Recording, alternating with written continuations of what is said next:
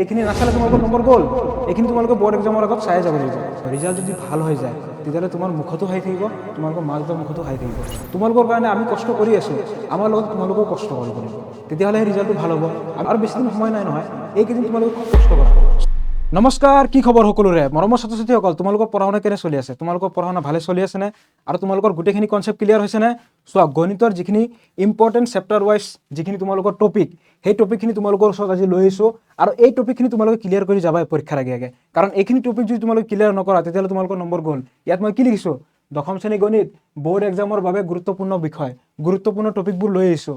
ইয়াত কি বুলি কৈছোঁ যে এইখিনি নাচালে তোমালোকৰ নম্বৰ গ'ল। এইখিনি তোমালোকে বৰ্ড এক্সামৰ আগত চাই যাব লাগিব। আৰু চোৱা, তোমালোকৰ হাতত এতিয়া বেছি সময় নাই, কাৰণ বৰ্ড এক্সাম ওচৰ চাপিছেহি। আৰু তোমালোকৰ SSLC এক্সামটো হৈছে এনেকুৱা এটা এক্সাম, যিটো এক্সাম তোমালোকৰ জীৱনত এবাৰে আহে। গতিকে আমি কি কৰিব লাগিব? আমি খুব কষ্ট কৰিব লাগিব এইকেইদিন। আমাৰ হাতত বেছি সময় নাই, এইকেইদিন আমি খুব কষ্ট কৰিব লাগিব। তোমালোকে খুব ফ'কাছ দিব লাগিব, ইয়াত খুব ফ'কাছ দিব লাগিব। ৰিলেক্সটো আমি কৰিবই লাগিব, আৰু বেছি দিন আমাৰ হাতত নাই। এইকেইদিন খুব কষ্ট কৰা, তাৰপিছত তোমালোকে ৰিলেক্স কৰিব পাৰিবা এক্সামটো যোৱাৰ পিছত। কাৰণ চোৱা, যেতিয়া তোমালোকৰ ৰিজাল্ট আহিব, ৰিজাল্ট যদি ভাল হৈ যায় তেতিয়াহ'লে তোমাৰ মুখতো হাঁহি থাকিব, তোমালোকৰ মা দেউতাৰ মুখতো হাঁহি থাকিব। তোমালোকৰ কাৰণে আমি কষ্ট কৰি আছোঁ, আমাৰ লগত তোমালোকেও কষ্ট কৰিব লাগিব, তেতিয়াহ'লে সেই ৰিজাল্টটো ভাল হ'ব। আমি সকলোৱে মিলি তোমালোকৰ কাৰণে কষ্ট কৰি আছোঁ। মোৰ লগতে আমাৰ যিসকল শিক্ষক আছে, সকলো শিক্ষকে তোমালোকৰ কাৰণে কষ্ট কৰি আছে। গোটেই দিনে ৰাতিয়ে কি কৰিছে? কণ্টেণ্ট বিচাৰি আছে, কোনখিনি ইম্পৰ্টেণ্ট হ'ব, কেনেধৰণৰ কুৱেশ্যন আহিব, কনচেপ্ট তোমালোকক কেনেকৈ ক্লিয়াৰ কৰাম, তোমালোকৰ কাৰণে কষ্ট কৰি আছোঁ আমি।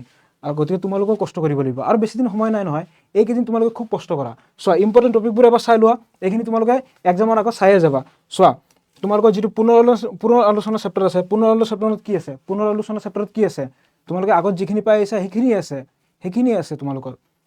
চোৱা, চেপ্টাৰ 1ৰ পৰা মই তোমালোকক দেখুৱাই দি আছোঁ। চেপ্টাৰ 1ত কি আছে? ইউক্লিডৰ বিভাজন প্ৰমেয়িকা। এইটো টপিকত যিখিনি কনচেপ্ট গোটেইখিনি ক্লিয়াৰ কৰি যাবা। তাৰপিছত চোৱা, পাটিগণিতৰ মৌলিক উপপাদ্য, অপৰিমেয় সংখ্যাৰ প্ৰমাণ, যেনেকৈ √3 কি? অপৰিমেয় সংখ্যা। তো √3 অপৰিমেয় বুলি কেনেকৈ প্ৰমাণ কৰিবা? সেইটো আমি দেখুৱাব লাগিব প্ৰমাণ কৰি। তো তোমালোকে এইবিলাক চাই যাবা, যাতে এইটো টপিকৰ পৰা যদি কুৱেশ্যন আহে তোমালোকে যাতে এৰি থৈ আহিব নালাগে, যাতে মিছ নহয়। ঠিক আছে, যাতে মিছ নহয়। চোৱা, আমি এটা টপিক চাব লাগিব, আমি গোটেইখিনি টপিকে চাই যাম, যাতে আমাৰ পৰীক্ষাত কুৱেশ্যন মিছ নহয়। ঠিক আছে, চেপ্টাৰ 2ৰ পৰা চোৱা, বহুপদ। ইয়াত কি বুলি কৈছে? বহুপদ এটাৰ শূন্যবোৰৰ জ্যামিতিক অৰ্থ, যিটো তোমালোকৰ সৈতে অতি ধুনীয়াকৈ আলোচনা কৰিছোঁ। তোমালোকক আমি কি দি আছোঁ? এতিয়া 1 শ্বট ভিডিঅ' দি আছোঁ, তাতে তোমালোকৰ কনচেপ্ট ক্লিয়াৰ কৰা দি আছোঁ, আৰু ইম্পৰ্টেণ্ট কুৱেশ্যন লৈ আহিছোঁ তোমালোকৰ কাৰণে। 1 মাৰ্কৰ, 2 মাৰ্কৰ, 3 মাৰ্কৰ, 4 মাৰ্কৰ কুৱেশ্যন দিছোঁ তোমালোকক। সেইখিনি তোমালোকে এই 1 শ্বট ভিডিঅ' গোটেইখিনি চাই যাবা। ঠিক আছে, এইখিনি চালে তোমালোকৰ গোটেই ক্লিয়াৰ হৈ যাব। ইয়াত চোৱা, এটা বহুপদৰ শূন্য আৰু সহগৰ মাজত যিটো সম্পৰ্কটো প্ৰমাণ কৰিব দিলে পাৰিব লাগিব। ঠিক আছে, তাৰপিছত চোৱা, বহুপদৰ বিভাজন কলন বিধি। ঠিক আছে, চেপ্টাৰ 3ত কি আছে? দুটা চলকত ৰৈখিক সমীকৰণ জোৰ। ইয়াৰে ইম্পৰ্টেণ্ট টপিক কি? ৰৈখিক সমীকৰণ এজোৰৰ সমাধানৰ লৈখিক পদ্ধতি। তাৰপিছত এজোৰ ৰৈখিক সমীকৰণ সমাধান কৰা বীজীয় পদ্ধতি। চোৱা, ৰৈখিক সমীকৰণ এজোৰ আমি কি ধৰণে সমাধান কৰিব পাৰোঁ? লৈখিক পদ্ধতিৰে কৰিব পাৰোঁ, আৰু বীজীয় পদ্ধতিৰেও কৰিব পাৰোঁ। অ'কে, নেক্সটটো চোৱা, নেক্সট কি আছে? দ্বিঘাত সমীকৰণ কি আছে?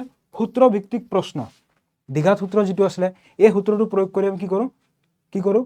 এক্সৰ ভেলু উলিয়াওঁ। ঠিক আছে, তাৰপিছত ভেদ নিৰূপক যিটো আছিলে, এইখিনি তোমালোকে ক্লিয়াৰ কৰি যাবা। ঠিক আছে, তাৰপিছত চেপ্টাৰ 5 সমান্তৰ প্ৰগতি, এৰিথমেটিক প্ৰগ্ৰেছন। ইয়াত আমাৰ কি আছে? যিমানখিনি সূত্ৰ আছে, সূত্ৰবিলাক তোমালোকে প্ৰথমতে ভালদৰে মনত ৰাখিবা। ঠিক আছে, সূত্ৰবোৰ যদি মনত থাকে তেতিয়াহ'লে টেনশ্যন নাই। প্ৰথমটো কি আছে? এনতম পদৰ সূত্ৰ। এনতম পদৰ সূত্ৰৰ যিমানখিনি কুৱেশ্যন আছে, কুৱেশ্যনখিনি চাবা। তাৰপিছত কি আছে? এনতম পদৰ যোগফলৰ সূত্ৰখিনি চাবা, যোগফলৰ সূত্ৰটো চাবা। লগতে এই যোগফলৰ যিটো সূত্ৰ, এই সূত্ৰ ব্যৱহাৰ কৰি আমি কুৱেশ্যন কেনেকৈ সমাধান কৰিব পাৰোঁ সেইখিনি চাবা। তাৰপিছত ৱাৰ্ড প্ৰব্লেম, শব্দ সমস্যা ভিত্তিক প্ৰশ্ন। কিছুমান সমস্যা তোমালোকক দিয়া থাকিব, সেইখিনিৰ পৰা তুমি কি কৰিব লাগিব? সূত্ৰ ব্যৱহাৰ কৰি সলিউশ্যন উলিয়াব লাগিব। অ'কে, নেক্সট কি আছে? ত্ৰিভুজ। চেপ্টাৰ 6 ত্ৰিভুজ। ইয়াত কি আছে? আমাৰ ত্ৰিভুজৰ সাদৃশ্য। এই ত্ৰিভুজৰ সাদৃশ্যৰ বিষয়ে জানিব লাগিব। তাৰপিছত সাদৃশ্যৰ যিখিনি চৰ্ত, এই চৰ্তখিনি জানিব লাগিব। তাৰপিছত কি আছে? প্ৰমাণ কৰা। কিছুমান কুৱেশ্যন আছে নহয়, প্ৰমাণ কৰা। সেই প্ৰমাণ কৰাখিনি তোমালোকে খুব প্ৰেক্টিচ কৰিব লাগিব। আৰু লগতে যিখিনি উপপাদ্য আছে, উপপাদ্য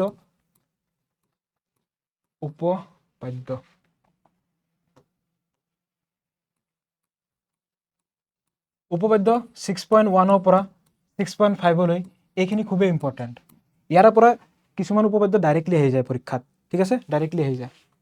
তাৰপিছত কি আছে চেপ্টাৰ 7 স্থানাংক জ্যামিতি। স্থানাংক জ্যামিতিত কি আছে দূৰত্ব সূত্ৰ, কেতিয়াবাতো দূৰত্ব সূত্ৰটো ডাইৰেক্ট প্ৰমাণ কৰিব আহি যায়, ঠিক আছে। তাৰপিছত চোৱা বিভাজন সূত্ৰ, এই দূৰত্ব সূত্ৰ, বিভাজন সূত্ৰ, এইবিলাক সূত্ৰ ব্যৱহাৰ কৰি আমি কি কৰোঁ কুৱেশ্যন সমাধান কৰোঁ। তাৰপিছত ত্ৰিভুজৰ কালি সূত্ৰটো চাবা, ঠিক আছে। এই সূত্ৰবিলাক ব্যৱহাৰ কৰি আমি কেনেকৈ সমাধান কৰিব পাৰোঁ সেইখিনি চাবা।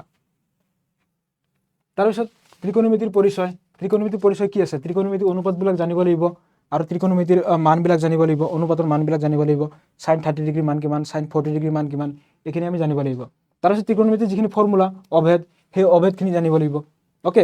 সেই অভেদ ব্যৱহাৰ কৰি তুমি কেনেকৈ সমাধান কৰিবা সেইটোও জানিব লাগিব, কেনেকৈ প্ৰমাণ কৰিবা জানিব লাগিব। চোৱা প্ৰমাণ কৰা। আৰু তোমালোকে যদি আমাৰ যিখিনি ওৱান শ্বট ভিডিঅ'খিনি যদি চাইছা তেতিয়াহ'লে তোমালোকৰ এই ত্ৰিকোণমিতি ক্লিয়াৰ। মই ওৱান শ্বট ভিডিঅ'ত তোমালোকক ত্ৰিকোণমিতি ধুনীয়াকৈ ক্লিয়াৰ কৰাই দিছোঁ। ত্ৰিকোণমিতিৰ ওপৰত যিমানখিনি কনচেপ্ট আছে, যিমান ফৰ্মুলা ইউজ কৰি আমি প্ৰমাণ কৰিব লাগে, অতি ধুনীয়াকৈ তোমালোকক শিকাই দিছোঁ। তোমালোকৰ যদি কনচেপ্ট ক্লিয়াৰ হৈ যায় তেতিয়াহ'লে তোমালোকৰ এনেকুৱা ধৰণৰ কুৱেশ্যন আহিলে আৰামত কৰিব পাৰিবা, অ'কে। নেক্সট চোৱা চেপ্টাৰ 10 কি আছে বৃত্ত চাৰ্কল। ইয়াত আমাৰ কি আছে প্ৰথমটো কি হৈ গ'ল, প্ৰথমটো হৈ গ'ল আমাৰ স্পৰ্শকৰ উপপাদ্য। উপপাদ্যখিনি তোমালোকে ভালদৰে প্ৰমাণ কৰিব শিকিবা।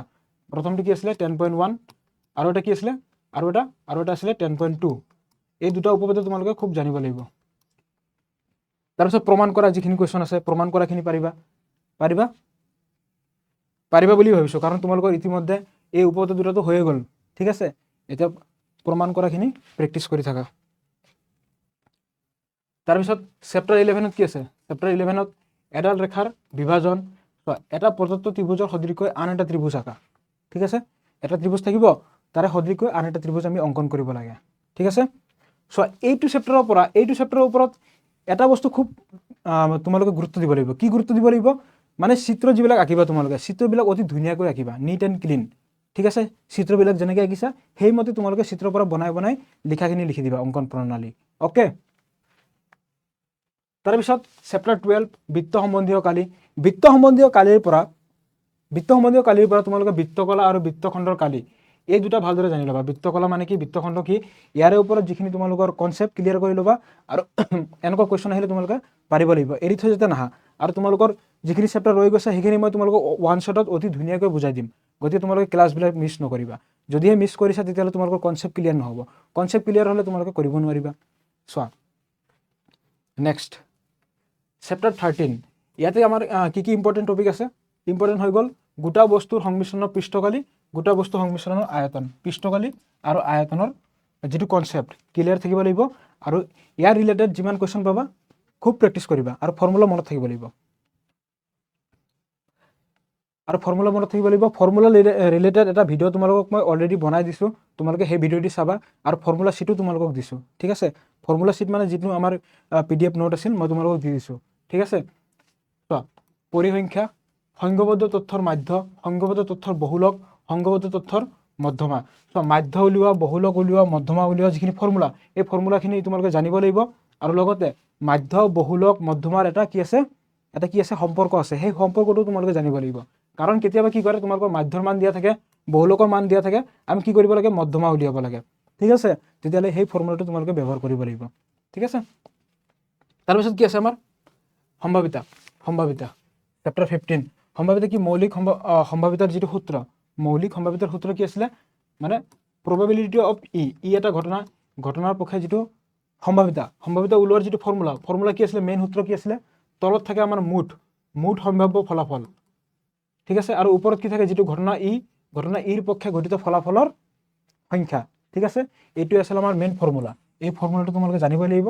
তাৰপিছত শব্দভিত্তিক প্ৰশ্ন মানে ৱাৰ্ড প্ৰব্লেম, সমস্যা দিয়া থাকিব, সেই সমস্যাটো পঢ়ি ল'ব লাগিব, পঢ়ি কিনে তুমি সম্ভাৱিতা উলিয়াই দিয়া কি কৈছে তোমাক, ঠিক আছে। সেইকাৰণে তোমালোকৰ কনচেপ্ট ক্লিয়াৰ লাগিব। গতিকে তোমালোকক মই যিমানখিনি পঢ়াওঁ গোটেইখিনি তোমালোকে ভালদৰে মনোযোগ সহকাৰে চাবা, ঠিক আছে।